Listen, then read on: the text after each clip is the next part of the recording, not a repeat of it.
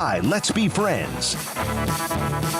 Kevin Flaherty, college basketball analyst, writer, joins us on 365 Sports, the Big 12, in a pause until Texas and K-State start up here in a little bit, and then Kansas and also Cincinnati. Kevin, thank you very much. Oklahoma's out. Kansas State, of course, on the bubble. What are your thoughts about OU in the tournament? Are they in based on their quad ones? Are they, no matter what happened today, going to be okay? Yeah, I think they're going to be okay. You know, they were in a spot where heading into the day they were projecting, a lot of people felt like, as a 9 seed. And so when you look at how far there is to drop, the number of teams on the bubble, the teams that would essentially have to win out pretty much to force Oklahoma out, I think that the Sooners are going to hear their name called on Selection Sunday. It might not be as a 9 seed, but I do think that they're safely in at this point. Have you seen anything movers and shakers wise nationwide that caught your eye? Perhaps Gonzaga and St. Mary's.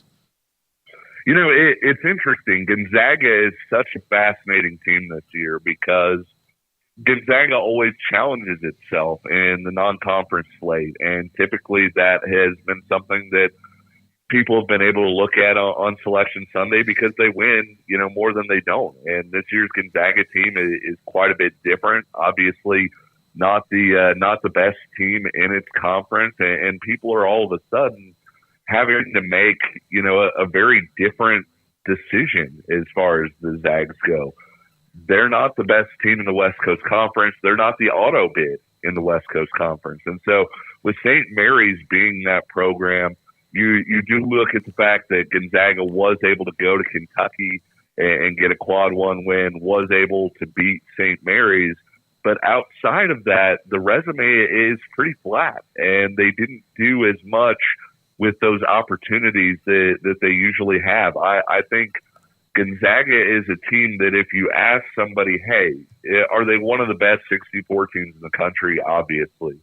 But you start looking at that resume, you start looking at other programs that potentially have a case to be in there, things start to get a little bit shakier. And so I'm very interested to see how the committee is going to treat Gonzaga's resume this year.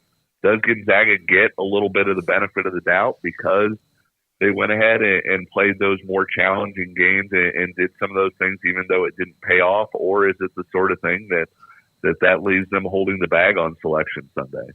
Kevin, I wanted to ask you about a couple of coaching situations in the Big 12 right now. You had Oklahoma State, their very tough season comes to an end at the hands of UCF, and obviously no official word on Mike Boynton yet, but also West Virginia making it clear today that they're going to move on from interim Josh Eiler, which is not a surprise, and they were obviously dealt a very tough hand. But just your opinions on what is now an open West Virginia job and also the potential there at Oklahoma State, and just kind of your thoughts on them moving forward.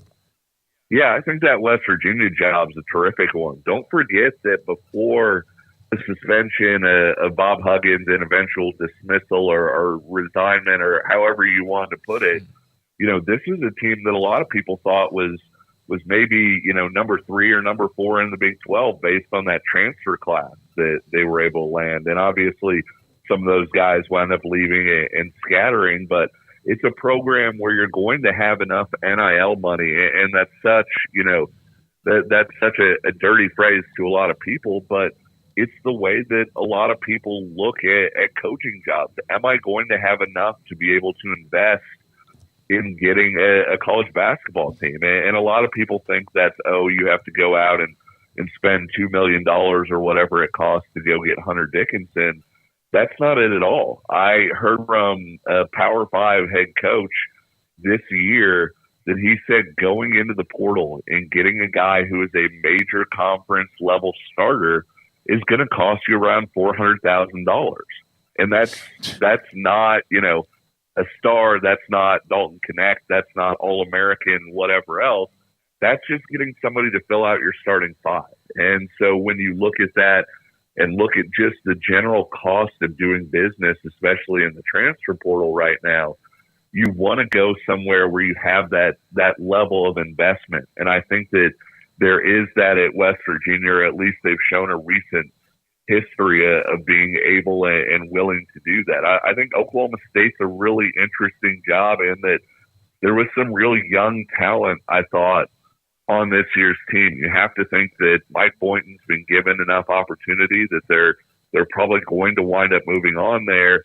Whoever they get, it's going to be interesting to see if they can keep those guys from entering the portal or keep them around on campus. One of the things that Kim English did this year when he took over his job that was so vital was convincing a lot of the guys to come back, even if it didn't seem like it would mean as much in year one. And so I don't know what direction they're going to go there. I know obviously Doug Gottlieb kind of campaigns for it really loudly whenever it opens up, but I do think that there are some positives about that job as well. And I would not be a bit surprised to see even more movement in the Big 12 coaching cycle, over the course of this offseason. I'm going to ask about Louisville in a second, but Mike Boynton, do you think, he's probably going to have to go to a mid-major, but I don't think his story ends at Oklahoma State. I think he goes to a mid-major and gets right, kind of like Shaka Smart, and then maybe sees his next wave. Yeah, I would agree with you. I had a really nice sit down with him, not this year, but last year at Big 12 Media Days. And it was after they were coming off all the NCAA penalties and everything. And I thought it was really interesting. He brought up the Kansas case specifically.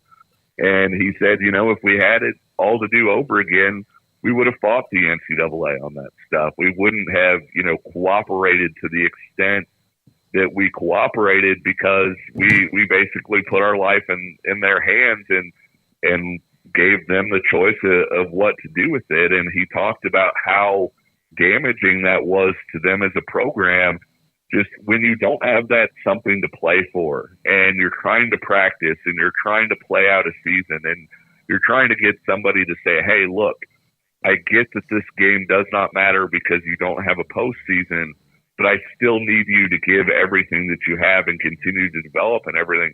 That's a huge challenge. And I think that having that the year that they did when possibly they were going to have another NCAA tournament team and possibly, close on obviously that Cade Cunningham team that found some success as well.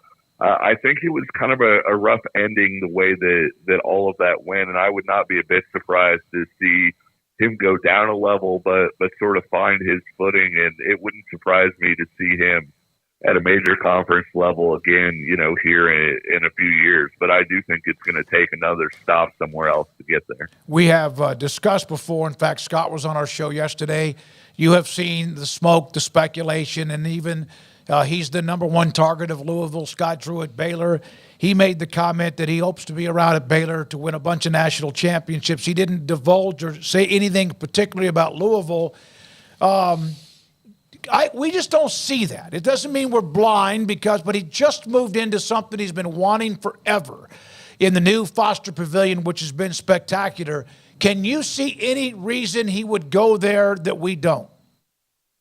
I think it's every coach that I've ever talked to, they're drawn by the ability to sort of start something fresh. But what I'll say in addition to that is nobody started anything more fresh than what Scott Drew has already done at Baylor. The challenge that he undertook, after Dave Bliss and all of the things that went down there, you can argue potentially, hey, Bill Self is a better coach because he has more national titles or whatever else.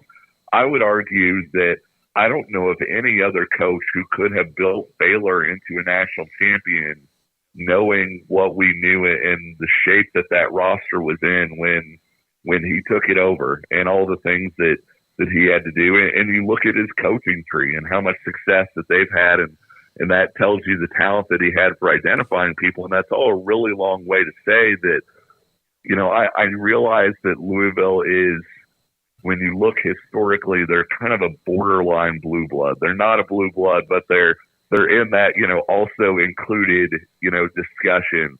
But at the same time, I think that when you look at where Louisville is as a program right now, yes, the level of investment is potentially high, but the other part of it is that Scott Drew has Baylor where he wants it. He's getting the recruits that he wants. He's been able to build the kind of program that he wants it. And not to put too fine of a point on it, but two of the most faith-driven coaches that I've ever talked to are Scott Drew and Jerome Tang. And I think that being at Baylor gives Scott Drew, I don't want to say an outlet, but an environment where that's not just accepted. It's something that, it is to be admired when you look at culture of joy and all of those things. And so I think, yes, Louisville, it's a really shiny package. There are a lot of appealing things about being the person who goes and turns Louisville back into a power school.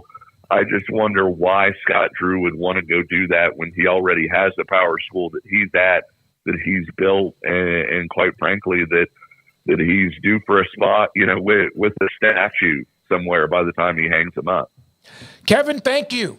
Enjoy. Appreciate your time. Kevin Flaherty, college basketball writer, analyst, with us on 365 Sports as the Big 12 heads to the second session today up in Kansas City.